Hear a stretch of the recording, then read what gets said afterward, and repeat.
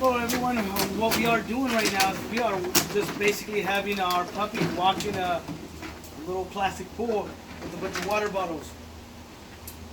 We are also giving her tons of treats, and she has to scavenge for them.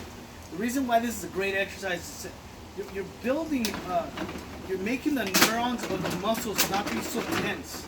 She's kind of getting bumped, the sounds. It's making her kind of, get desensitized to these sounds, these feelings.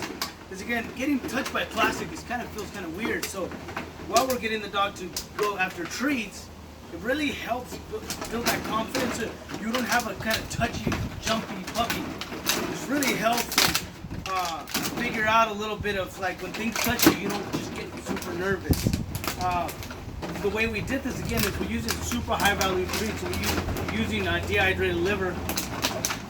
What we also did is we used another dog that knows how to do this exercise, or is real comfortable and could care less about getting bumped and pushed. So that's kind of what's going on with this puppy right here, you guys. We're just having this puppy just scavenge. This is a great exercise if you have a really shy puppy.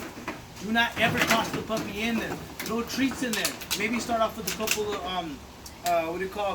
bottles, not too many, but we've been working this puppy a while, so we started off with a few more, and then we used our dog, and then when we used me, I walked in there. I never once dragged her in there. She decided to go in there by herself and finally said, "Oh, food!" Now she's just in here and she's just gonna keep jumping. Again, what this is doing is that instead of having the dog go, "Oh, that's kind of scary," you know, the dog kind of actually feels it out and goes, "Oh, that's not bad." You're having the brain be a little bit stronger. You're having the muscles be a little bit not so wary. This creates confidence, you guys. This is a great exercise for this puppy. So if you got a puppy at home, start practicing.